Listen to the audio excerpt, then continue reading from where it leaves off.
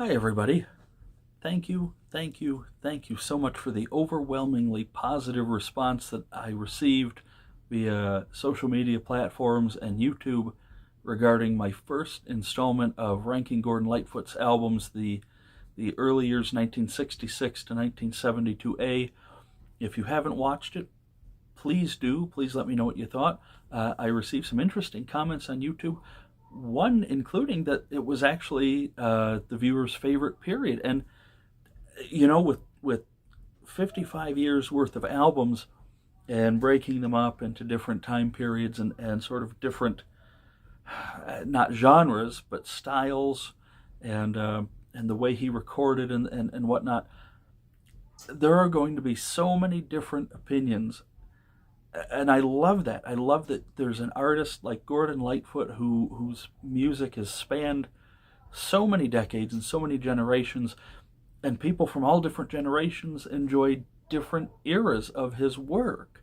There's nothing really to dislike anywhere. I said before, anything that I put on, so there were 8 albums before, and there are 8 albums now. We're going to touch on 1972B, which is when he added the great Barry Keane to his band. Before that, he had used drums on one album. Typically, there was not a drummer or usually even percussionist, because Gord is like an unstoppable locomotive on rhythm guitar. And there just wasn't the need for it.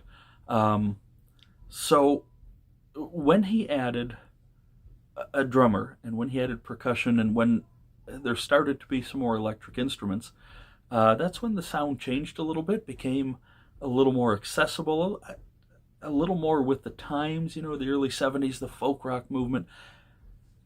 Gordon Lightfoot was so far and above and beyond his peers, and there were, we're talking the late 60s, early 70s here. There will never be another time as great for singer-songwriters, for folk music to blossom and become mainstream. There might be better writers later down the line, but down in Texas you had Townes Van Zandt, and Willie Nelson was still in Nashville at the time. You had phenomenal writers everywhere. John Prine was getting going. But as we discussed before, Gord's music is so universal and so well loved. It's so Canadian, but yet when we listen to it, we're basically Canadians ourselves. I'm half Canadian anyway. My dad's from Scarborough.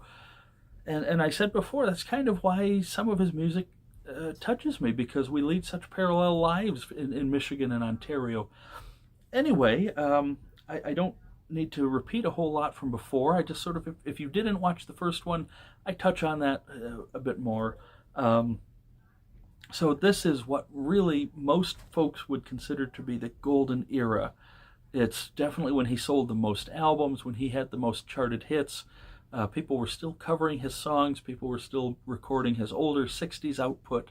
But this is when Gordon Lightfoot really became a household name amongst popular music fans. He had tremendous radio airplay from the latter half of 72 through the early 80s.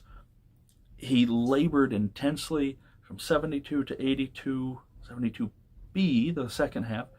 He released 8 more albums. So just a tremendous output, and I'm going to touch on that in a little bit. I found something really neat I'll share when we talk about the particular album. So I will preface this again by saying every single one of these I can put on and be totally satisfied. We're going to go 8 through 1. Number 8 here is, to be repetitive, is probably an 8 out of 10 album. It might rank a little higher some days. I've listened to it more lately. As I said before, I've gone back and re-listened to a lot of these albums just to sort of make sure this is where I want. And again, you ask me next month, the number 1 is going to be number 1 pretty much no matter what. But a lot of these could interchange. That said, so number 8 comes from 1978, and I know other people who would rank this a lot higher, and that's fine.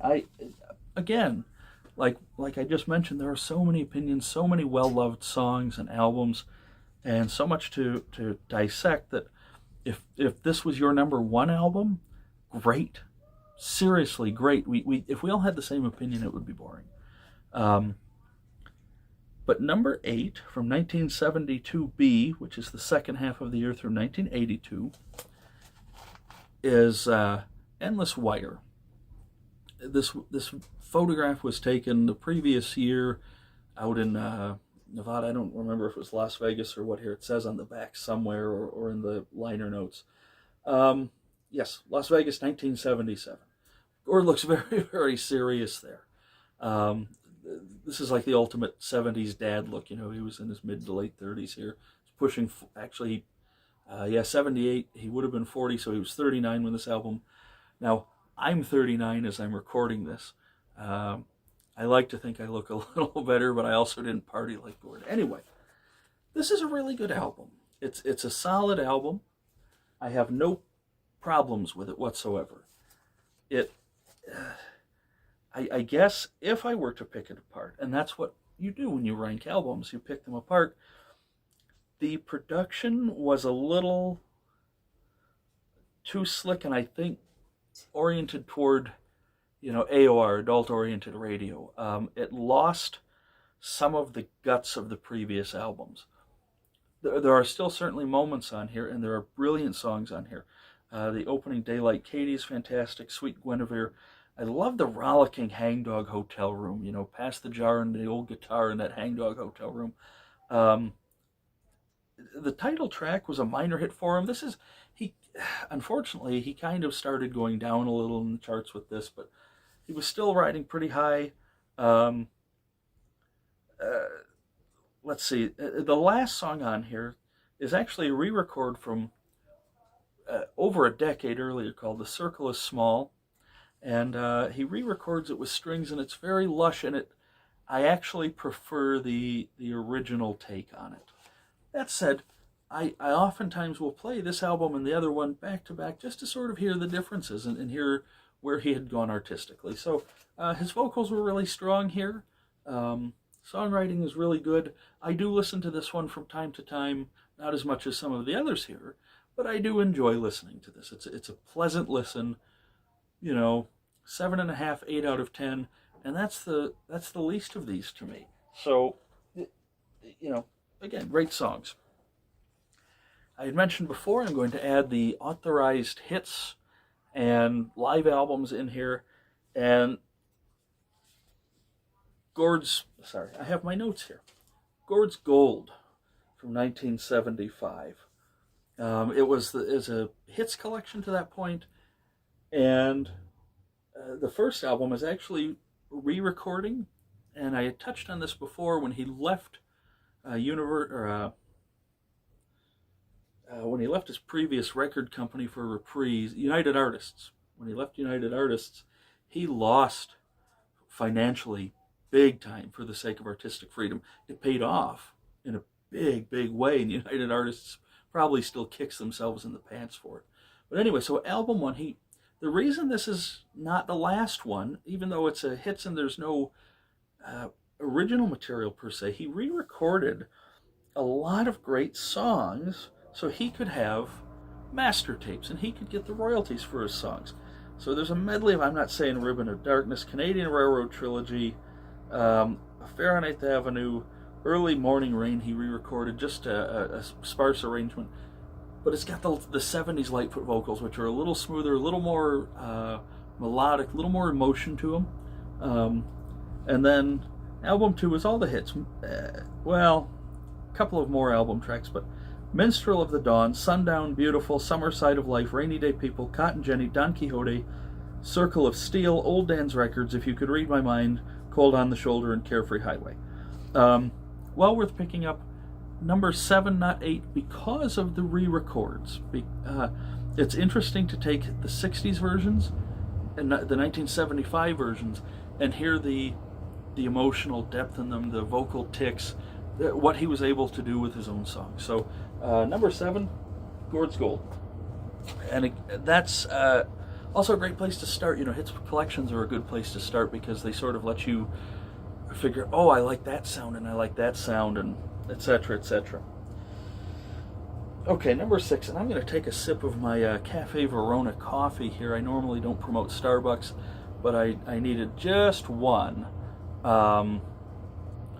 So I happen to have some K-Cups for work, and this is one of them. All right, so I'm going to catch some flack for this, and I'm excited about that. I like a little debate, a little argument, and I think you know where I'm going with this. This is by far his biggest selling record, and it is only number 6 out of 8 for me. Sundown. Hear me out. I made some notes on this one as I was listening to sort of remind myself of why. So, I love, of course, the title track could arguably be his biggest hit. Carefree Highway is on here. You have the epic 7 Island Suite, which, you know, I love when he does the epic songs. But this is an album, the songs are about, if you've seen the documentary from a couple of years ago about him, he was in a very tumultuous time in his personal life. He was shacked up with, call it what it is, be crass, he was shacked up with a lady named Catherine Evelyn Smith, who would later go on to infamy as being the one who provided John Belushi with his fatal drug overdose. She didn't have much good to say about Gourd, but yet all those years later, he would not say anything bad about her. But she was a beautiful woman. She was out on the town. He was at home. They were cheating on each other. They were not good for each other. It was an affair of lust more than it was the heart. And he said these songs were about apartment dwellers because they would go back and forth from apartment to apartment and commit adulterous affairs, you know. So and that's part of the problem I have when reading biographies, autobiographies, watching documentaries. You almost learn too much about some of the songs, and that's part of it for me here. And once you know the background to this, you know that this is not a happy album. And what's really interesting with this one is that the same year, Bob Dylan, who was a very good friend of Gourd's, a huge inspiration, they used to get together anytime Dylan was in Toronto. Dylan is a huge admirer of Gourd and Lightfoot songs. He said when he hears one, he wishes it would go on forever. Dylan was going through his very famous and tumultuous breakup with his wife at the time. So even though this came out in 74 and Dylan's came out a little later, I don't remember, it was late 74, early 75, this and Blood on the Tracks are very parallel. And again, there's a Midwestern sense, even though they were big city boys by this point. So he's also angry on this album. And I don't curse much in the videos, but, you know, in 7 Island Suite, he actually says, when you're shit out of luck, and on The Watchman's Gone, he says, keeping the bullshit out. And Gourd is so much better than that as a lyricist, but yet this is so brutally honest. The reason I rank it lower, and this is an 8.5 or 9 album, the reason I have it lower is and I wrote this here, there are a few Gourd albums I don't feel joyous after spinning. And this is, I listen to it sometimes, not as much as 1, 2, or 3, but I listen to this and it's just not, it doesn't make me feel happy after I listen to it. But yet this is an essential part of the Lightfoot discography. So there you go. And what I was talking about, and both for his output, Gourd and Lightfoot apparently almost 47 years ago to the day, as I'm recording this. I'm recording this on the 24th, Monday, October 20th, 1974, in the Detroit Free Press. When I bought an album a few years ago, and it wasn't Sundown, it had this big clipping of Gord, and he was about to do a one-day, two-show stand at the famed Masonic Temple in Detroit, which is a great venue, intimate shows.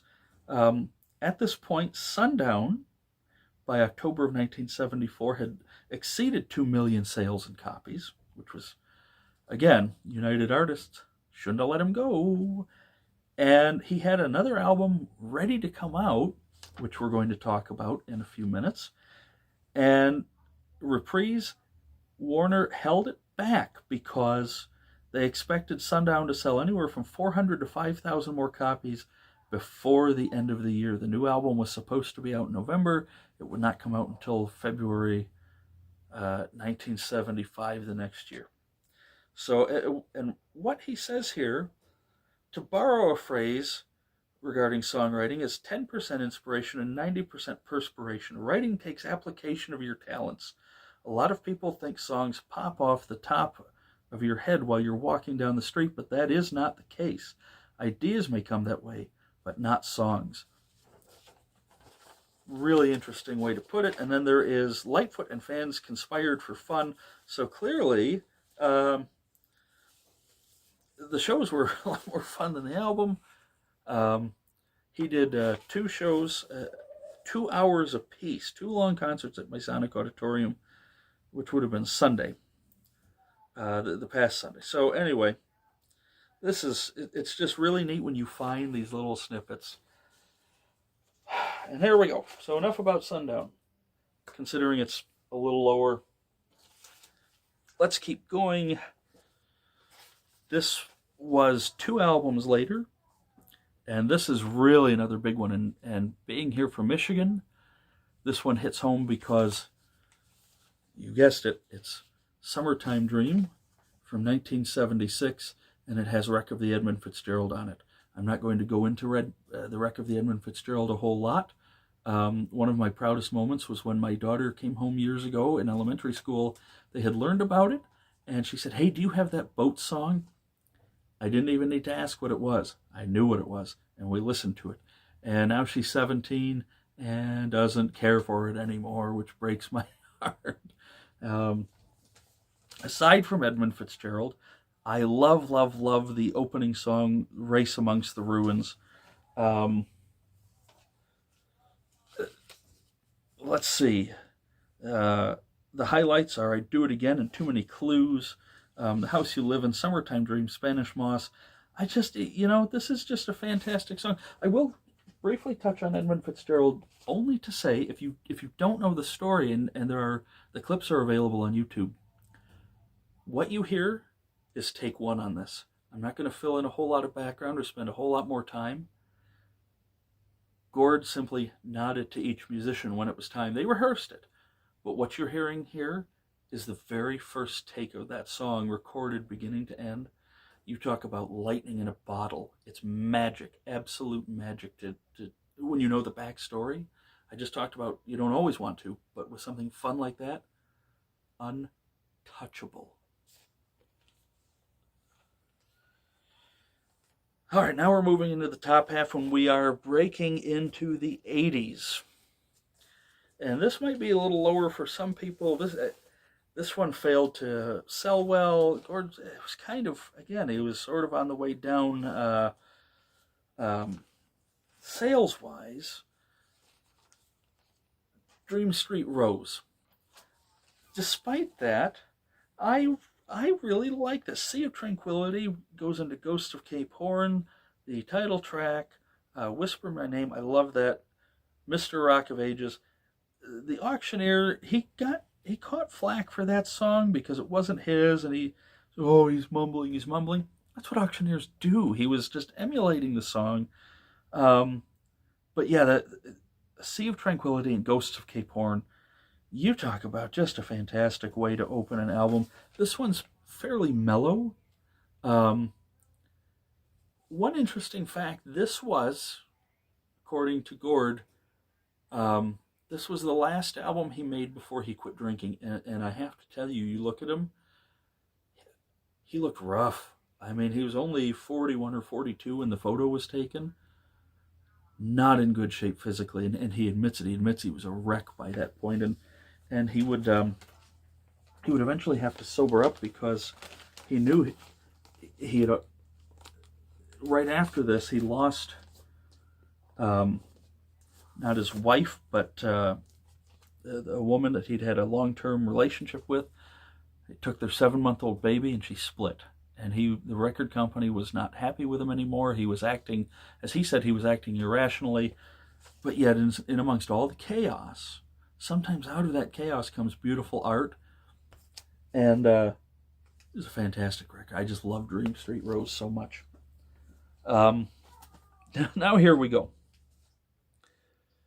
Top 3. 1972B, right here. November 1972, Old Dan's Records. What a fun, great album this is. The title track is, it's a play on words for old dance records.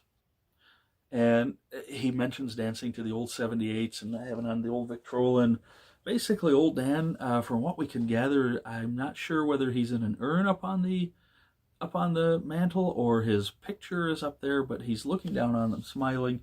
It's got a banjo in it. It's a very folk Americana. But listen to this title track, or listen to this track listing. Farewell to Annabelle, That Same Old Obsession, Old Dan's Records, Lazy Mornin', You Are What I Am, I Can't Depend on Love, My Pony Won't Go, It's Worth Believin', Mother of a Miner's Child, and Highway Songs.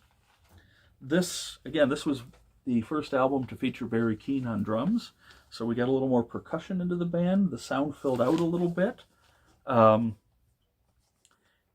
This to me is the blueprint for everything that came after it. It still had a foot in the old folk stuff, but this was the transition album right here. And it ranks so high for me. And again, all of these albums I can listen to start to finish.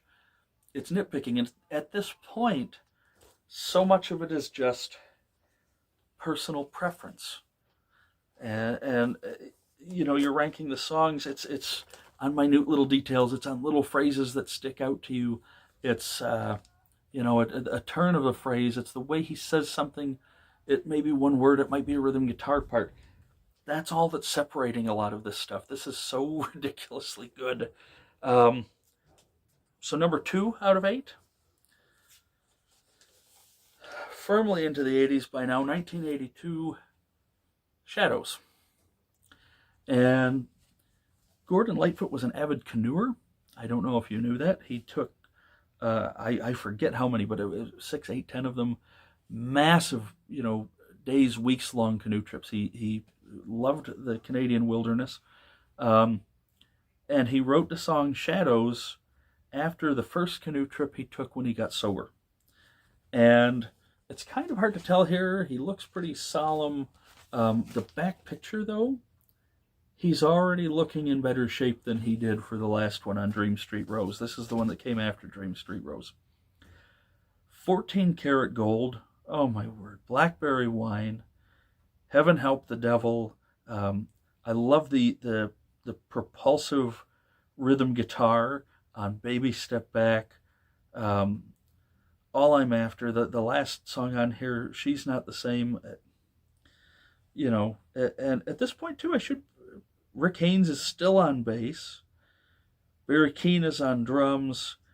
Terry Clements is on guitar. You know, Gord does rhythm guitar vocals and harmony vocals, and there are other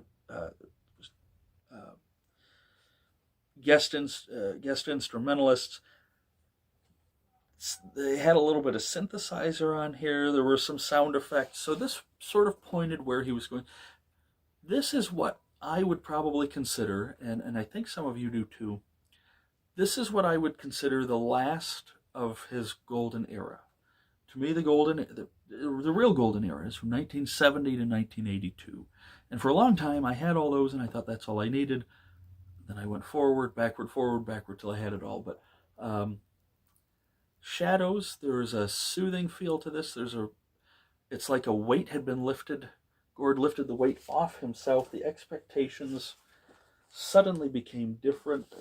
This is the sound of a man, of an artist seeing clearly for the first time in 15 years or more, and writing from the heart. I mean, he always did, but and really, this is the album I think where he started making music for him, even though he was still tied to a major label. I think this is the one where he started writing for him, and it sounds like it, and it's a number 2 out of 8. Shadows, beautiful, beautiful record. So that can only leave, and I took it down behind me, but if you look in all the other videos, there's been the giveaway, Cold on the Shoulder. This has long been my favorite Gordon Lightfoot record. The sound on here, I think it got overlooked because it got smashed in between the Sundown record and the Summertime Dream record. So the songs, this was the one that was supposed to come out in 1974. It's a much happier album. It's a much more relaxing album. There's still some vitriol here, which is great, but it's not about scorned lovers. It's a song called Cherokee Bend about the injustices for, well, here we call them Native Americans, but the Native Canadians, the Native peoples up there. One of my absolute favorite opening tracks, Bend in the Water. Love that song. And then we go right into Rainy Day People, the title track, Cold on the Shoulder. And that's all I'm going to give you for singing. I don't need to be sued for copyright infringement. The brilliant, the lovely, The Soul is the Rock, Bells of the Evening, Rainbow Trout, Side 2, A Tree Too Weak to Stand, All the Lovely Ladies. Cherokee Bend is on here. Now and then the album ends with Slide On Over. I skipped one song. It's my favorite Gordon Lightfoot ballad, favorite love song, Fine as Fine Can Be. It's the most sweet song. It makes me think of my wife, which is tragic because my wife is not a Gordon Lightfoot fan, which I didn't know until many years after I married her. It could have been a deal breaker, and still might be. Anyway, yeah, just every song, you know, all these other ones, you know, at least a 7.5 or 8 out of 10, moving up to the 9.5. This one for me, from Gourds Classic Period, is the 10 out of 10 record. If you're going to start with any Gordon Lightfoot record, start with this one. That's my opinion. Yours might be different. In fact, it probably is, because I don't think a lot of people really like this, but I don't think they would go, oh, that's his best from that period. This is it for me. So, just to briefly recap, from number 8 to number 1, we have Endless Wire at number 8, Gourds Gold at number 7, Sundown at number 6, Summertime Dream at number 5, Dream Street Rose at number 4, Old Dan's Records at number 3, Shadows at number 2, and Cold on the Shoulder at number 1. Boy, again, we're pushing half an hour. It's hard. I blather on anyway, and it's hard not to expound upon these albums and talk about them on a personal level. So anyway, again, we're over 28 minutes now. All I can say is thanks for standing by me on these. To my fellow Lightfoot fans, I cannot wait to hear what you guys have to say. I love the fact that we have such differing opinions in cases, but we're all very respectful about it. So thank you. Until next time. So there's Gordon Lightfoot from the second half of 1972 to 1982, which to me brings to close his, what many consider his golden period. The work is a little patchier in the last segment. It will be. That said, there are some amazing albums still to talk about, some amazing moments. So I can't wait to go over those with you. Take care, everybody. Thank you.